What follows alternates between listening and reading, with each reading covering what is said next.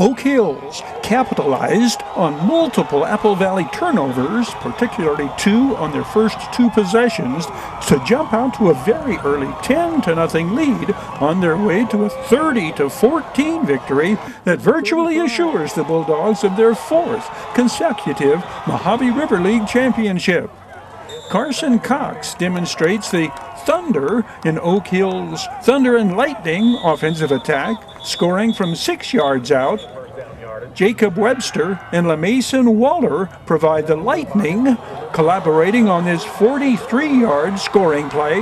LaMason Waller's move and yards after catch, brilliant.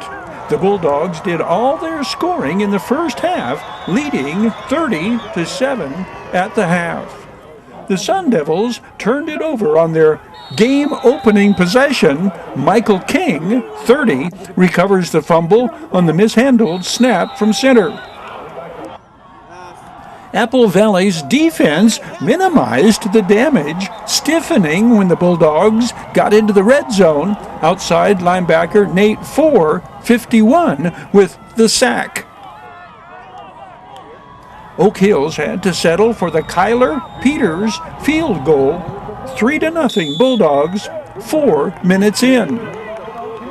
6 plays into the Sun Devils' second possession, the Bulldogs' defense dispossesses the home team of the football. Elijah Connor, 16, scoops up the loose ball and scores on a play covering 50 yards.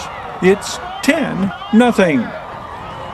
Carson Cox scores the second touchdown, cutting off the block of Joseph James, 74, coasting in untouched. Carson Cox, the 6-foot, 195-pound senior UCLA commit, the touchdown from 6 yards out capped a 10-play, 80-yard drive that makes it 17-0, a minute 20 into the second quarter. This is Oak Hill's most exciting offensive play of the night. Jacob Webster drops back, quick pitch to LaMason Waller at the 40. The 6'3", 178-pound senior and Brigham Young commit describes what happens. LaMason, what just happened? Describe that play. I just scored, caught a curl, took it for 6. I do what I do every day.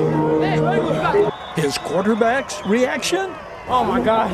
I got LaMason Waller wide open. He just made one move, took it to the house. You make the big plays, Jacob. Thank you. You bet. One subplot this game, the story of 2 Jacobs, how the Mojave River League's top 2 quarterbacks would fare and compare. Apple Valley's Jacob Higgs, in his 4th season as starting quarterback, an all-league selection in each of his previous 3 seasons at Sultana. Jacob Higgs scored his team's first touchdown, a 15-yard run in the second quarter. A 48-yard Jacob Higgs pass to Dominic Bechtel accounted for the Sun Devils' second half touchdown. The senior tight end shown here on a reception that set up Apple Valley's first touchdown. Jacob Webster is equally a genuine dual threat in his first season at quarterback. A hard runner with above-average speed. One thing this observer likes best about the junior field general is the way he bounces right up after taking a hard hit. That's one of those intangibles that is a common trait among effective team leaders. Coach Robert Maris's Apple Valley defense succeeded at putting more pressure on Jacob Webster than he was accustomed to and had faced in earlier games. Anthony Navarro, 40, with another sack. Anthony Navarro is 6'3", 230, a senior outside linebacker. The Sun Devils shut out of the Bulldogs. The second half is the first time Oak Hills did not score in the second half in their 8 games. Oak Hills defenders were relentless in pressuring Jacob Higgs. Michael King, 30, jukes his blocker and is joined by Nathan Cabrillo, 61, on this sack. Elijah Connor makes a couple of plays that make the defensive highlight reel.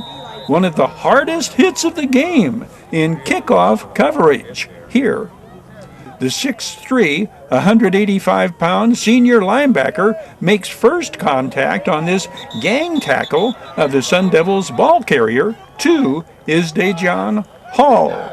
The leading scorer this night is Oak Hill's kicker, Kyler Peters. 12 points on 3 PATs and 3 field goals. This one the likes never before seen by this officiating crew in their 25 years experience.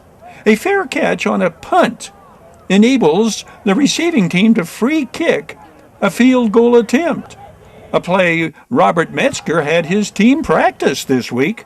Kyler Peters makes good on the kick from 54 yards, giving his team their final points of the night and treating fans to a play they will most likely never see again.